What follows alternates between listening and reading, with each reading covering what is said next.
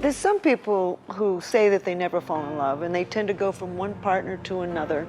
I really do think that romantic love is a physiological need. It came out of our human evolutionary past. In fact, I and my colleagues have put 49 people who were madly in love into a brain scanner and watched what happens in the brain when you fall in love, and it is a clear physiological response. Nevertheless, there's some people who say that they have never felt the feeling, and they tend to go from one partner to another. And the question is why? And I think the answer is they're just restless people. The day will come, this brain circuitry will get triggered, and they will fall in love just like everybody else on earth. There are some people who claim that they are in love with more than one person at a time, and in fact, I don't believe them.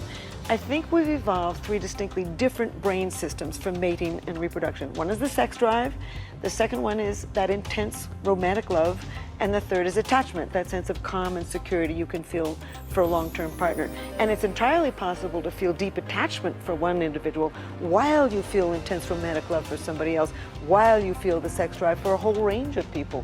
And I think when somebody says that they are in love with more than one person, they're basically feeling deeply attached to one person and madly in love with somebody else. But at the height of intense romantic love, one of the main characteristics of it is that you focus on only one person at a time. And if you're with somebody who says that he or she is in love with more than one person, my guess is that they are not in love with any of them. People tend to think that love is for the young, and love is for the young, but love is for people of any age. I, in fact, have done a study of 800 people, 400 Americans and 400 Japanese. And as it turns out, my subjects who were over the age of 45 showed just as much romantic passion as did my subjects who were under age 25. So this is a brain system like the fear system. You can be afraid at any age, and you can be in love at any age. In spite of the fact that we have a very specific brain system for intense romantic love, that brain system is not triggered by everybody. And in fact, we're all looking for that very special person. And it's awful hard to find that person. There's many reasons that you fall for one person rather than another. And in fact, in a recent study that I did with Match.com, the dating site in New York City, we found that if your average single person walked into an average room full of 100 average single other people, there'd be only one person in that room that would fit within their concept of an ideal partner. There's many parts of modern technology that are really helping us create better love lives and better sex lives. I mean, we now have Viagra, so older men can sustain sex in their relationships. Artificial insemination, for example, is enabling a woman to have a child long after her reproductive years are really over.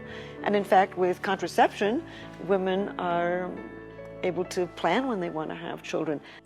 I think a lot of people think that women suffer a great deal more when a relationship is over, but I've studied romantic rejection. In fact, I and my colleagues have now put 15 people who had just been rejected in love into a brain scanner and watched what happens in the brain. And in fact, brain regions associated with profound addiction and craving become active in both men and women. So both men and women suffer terribly when a relationship is over. I've got good news for people who think that love has to end. I and my colleagues have just finished putting 17 people into the brain scanner who were in their 50s, who had been married an average of 21 years. And they reported that they were still in love, not just loving, but in love with their partner. And in fact, when we looked at their brain, they were still madly in love with a long-term partner. So long-term love can last. Love can last. But there's some things that you can do to trigger this feeling so that you can help to sustain it. And one of them is to do novel things together. Novelty drives up dopamine in the brain and can help push you over that threshold into sustaining romantic love. This is why vacations are so exciting, because the novelty drives up the dopamine and gives you that feeling of intense romantic love. Also, having regular sex with your partner can help you sustain feelings of romantic love, because any kind of stimulation of the genitals can drive up dopamine and help to make you feel romantic towards your partner.